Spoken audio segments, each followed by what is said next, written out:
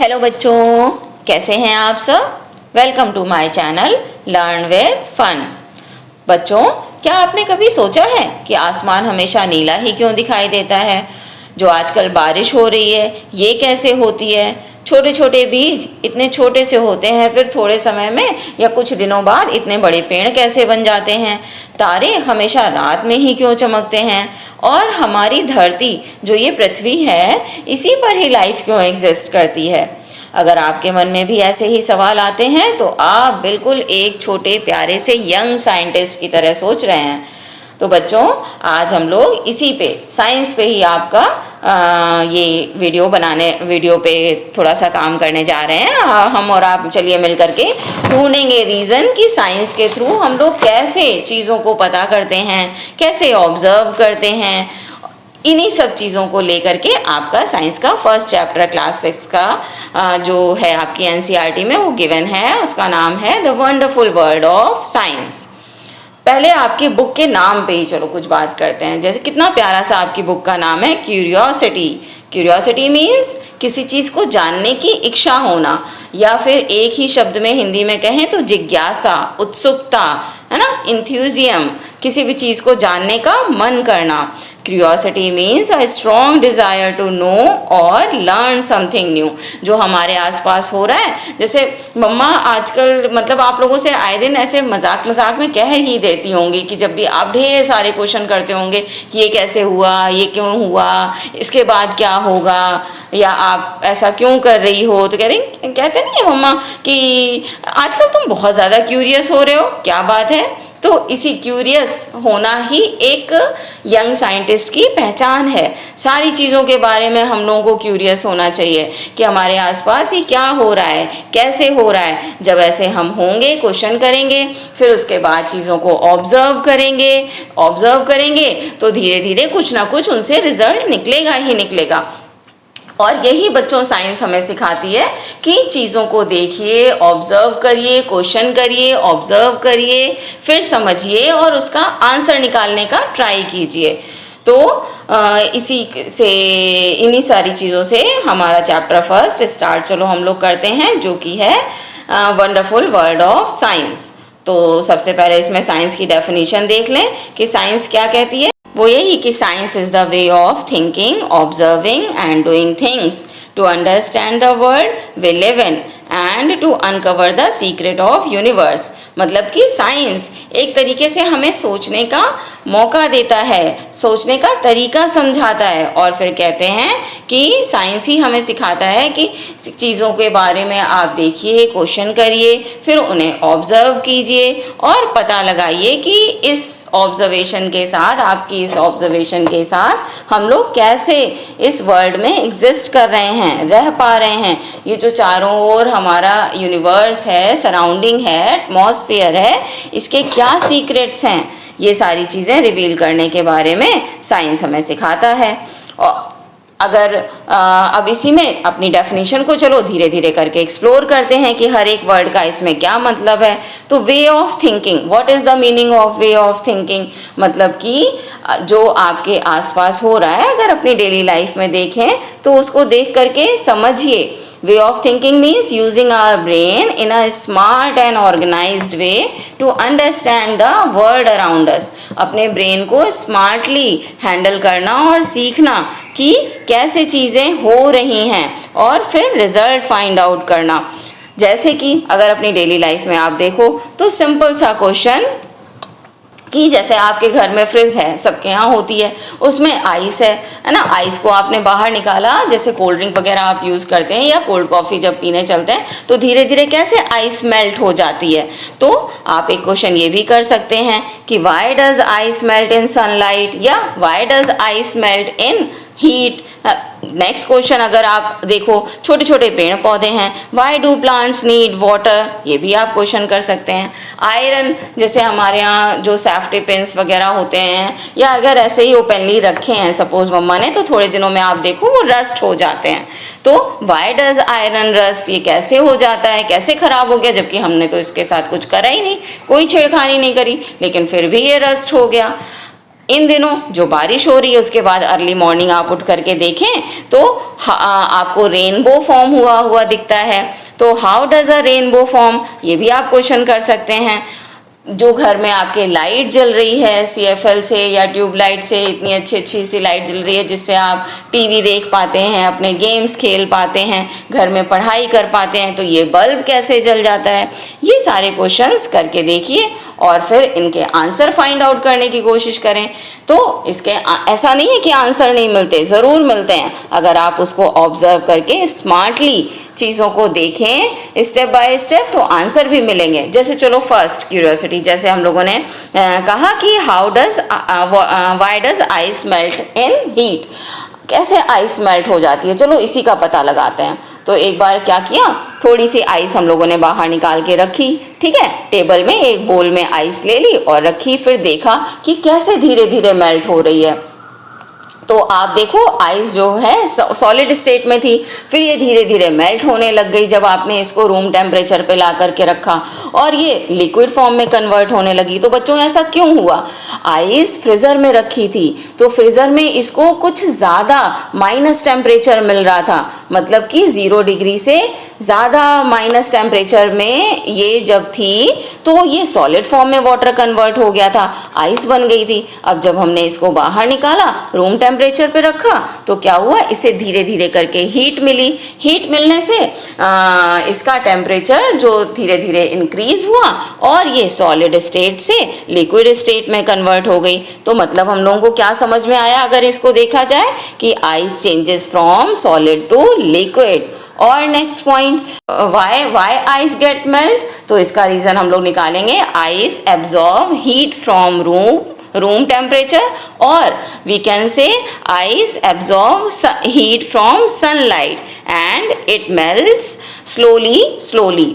और in other words अगर दूसरे शब्दों में कहें तो आइस को जैसे ही आप सपोज सनलाइट में रख दें तो ये क्या होगा, जल्दी से इसको ज़्यादा हीट मिलेगी तो ये जल्दी से लिक्विड फॉर्म में चेंज हो जाएगी।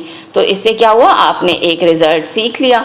अभी तक तो आप ऐसे ही आइस को यूज़ कर ले रहे थे और वो ठंडा ड्रिंक बना करके आपको दे रही थी, है ना, और जैसे अपने आप मेल्ट हो जा रही थी। लेकिन जब अब देखो आपने ऑब्जर्व किया तो आपको एक रीज़न धीरे धीरे करके पता ही चला ना कि आइस कैसे मेल्ट होती है।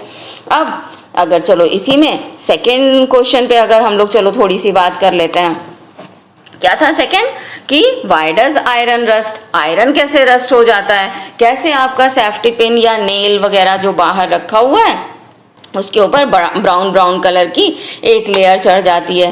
तो बच्चों क्या होता है ना, जैसे ये बाहर रखा है तो इन दिनों तो वैसे ह्यूमिडिटी बहुत ज़्यादा है। तो ह्यूमिडिटी का मतलब क्या हुआ, जो आसपास हमारे सराउंडिंग में एयर है उसमें वाटर ड्रॉपलेट्स बहुत ज़्यादा हैं, इसी वजह से हम लोग वेट ज़्यादा होते हैं, है ना, पसीना सूख ही नहीं पाता है बाहर हवा लगने से, क्योंकि उसमें ऑलरेडी वाटर ड्रॉपलेट्स हैं। तो इसी तरीके से जो नेल या सेफ्टी पिन वगैरह जो बाहर रखे हुए हैं वो भी एयर के संपर्क में आते हैं, उनमें भी एयर के जब वो लगती है तो उसके साथ साथ उसमें वाटर ड्रॉपलेट्स भी रखते हैं। तो जो ये मटेरियल है आयरन, ये उन वाटर ड्रॉपलेट से रिएक्ट करके अपने कलर को चेंज कर लेता है और इसी को कहते हैं अपने ऊपर एक ब्राउन कलर की लेयर चढ़ा लेता है। इसी प्रोसेस को बोलते हैं आयरन का रस्ट होना। तो iron changes its colour over time, धीरे धीरे समय के साथ साथ अपना कलर ये चेंज कर लेता है। Rust from when iron is exposed to air and moisture, air के जैसे ही कनेक्शन में आता है तो उससे उसको मॉइस्चर मिल जाता है, मॉइस्चर से रिएक्ट करता है और अपने ऊपर एक रफ सी लेयर चढ़ा लेता है, या कह देख सकते हैं कि इसके ऊपर की लेयर थोड़ा डैमेज हो जाती है, ब्राउन ब्राउन कलर की हो जाती है। इसी प्रोसेस को बच्चों बोलते हैं आयरन का रस्ट होना।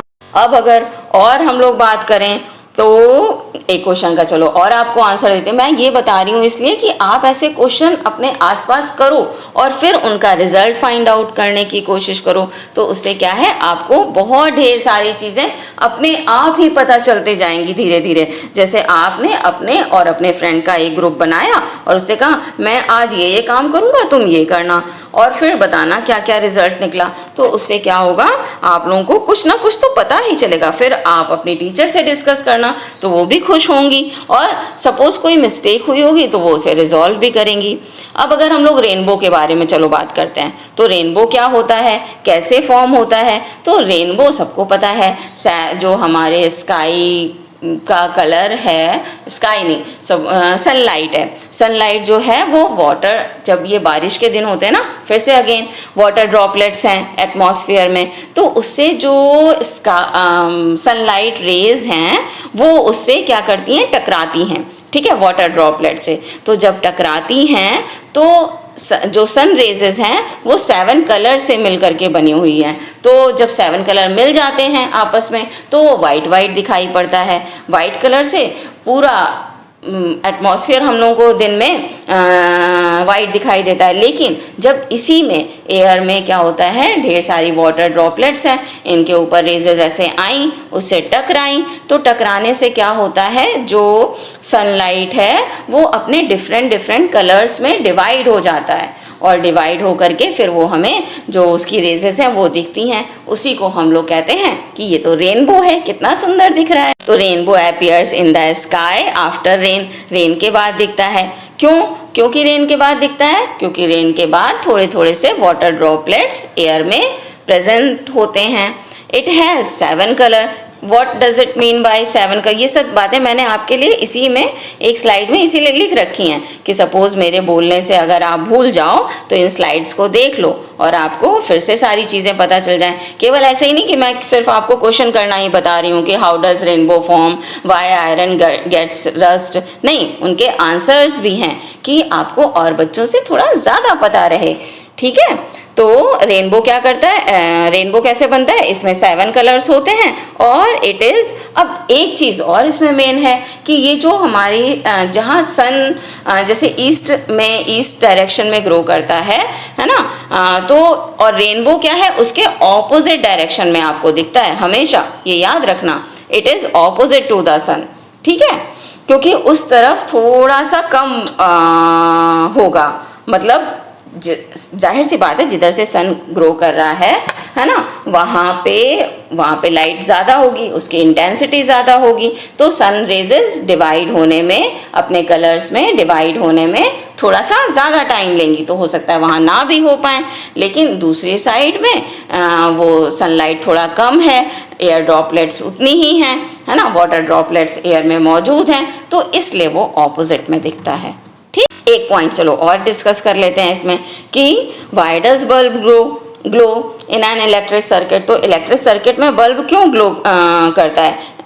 सपोज जैसे मान लो मैंने स्विच ही नहीं लगाया, स्विच ऑन ही नहीं किया, स्विच ऑन हम या ऑफ हम लोग क्यों करते हैं, क्योंकि सर्किट कंप्लीट हो जाए और जो अंदर वायर हैं वो आपस में मिल जाएं, तभी तो बल्ब जलेगा, है ना। तो वही रीज़न लिखा हुआ है कि bulb glows when the circuit is complete. Complete का मतलब आपस में चीज़ों को जोड़ दिया जाए, और बल्ब जब हमें ऑफ करना होता है डे लाइट में तो हम लोग स्विच ऑफ कर देते हैं, तो जो अंदर के इंटरनल वायर्स हैं वो ऐसे कनेक्शन ही किया जाता है घर में वायरिंग में कि वो अलग अलग हो जाते हैं, अलग हो जाते हैं तो कनेक्शन लूज हो जाता है और बल्ब जो है ऑफ हो जाता है। तो electricity flows through the circuit, जब पूरा का पूरा जिस सर्किट के थ्रू, सर्किट मतलब एक बल्ब है, बल्ब किसी वायर के थ्रू जुड़ा हुआ है, वो वायर किसी बैटरी के थ्रू जुड़ा हुआ है। बैटरी का हमारे घरों में मतलब जैसे आप क्लासेस में जाओगे तो आपको एक्सपेरिमेंट करने के लिए बैटरी प्रोवाइड की जाएगी, लेकिन घरों में तो वायर के थ्रू इलेक्ट्रिसिटी आ रही होती है तो उसमें बैटरी की ज़रूरत नहीं होती है, तो वो उस वायर से कनेक्ट कर देते हैं जिसमें ऑलरेडी इलेक्ट्रिसिटी आ रही है। तो जिसमें इलेक्ट्रिसिटी आ रही है और जिस वायर से बल्ब जुड़ा हुआ है, दोनों आपस में स्विच के थ्रू जोड़ दिए जाते हैं, यानी कि स्विच ऑन कर दिया जाता है, सर्किट कंप्लीट हो जाता है, तो बल्ब क्या होता है, जल जाता है ना। तो इस तरह से 4 क्वेश्चन आज हम लोगों ने करे और उनके ऑब्जर्व करे कि ये कैसे कैसे होता है और उनको सीखा भी कि ये कैसे होता है। क्यों सनलाइट की प्रेजेंस में या हीट की प्रेजेंस में आइस मेल्ट होती है? क्योंकि उसे टेम्परेचर मिलता है ना। आयरन रस्ट क्यों होता है? क्योंकि ये वाटर ड्रॉपलेट्स हैं एयर में, उनसे रिएक्ट कर लेता है वो मटेरियल, आयरन मतलब कि, और वो रस्ट हो जाता है। रेनबो कैसे फॉर्म होता है? रेनबो हमेशा बारिश के टाइम पे ही फॉर्म होता है और मोस्टली अर्ली मॉर्निंग होता है, क्योंकि उस समय सनलाइट थोड़ा कम की इंटेंसिटी थोड़ा कम होती है। और इलेक्ट्रिक बल्ब क्यों ग्लो करता है?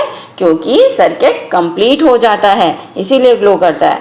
तो बच्चों, आज के इस वीडियो में हम लोग यहीं तक रखते हैं और फिर साइंस और उसके और ढेर सारे वंडरफुल थिंग्स के बारे में नेक्स्ट वीडियो में हम लोग बात करेंगे।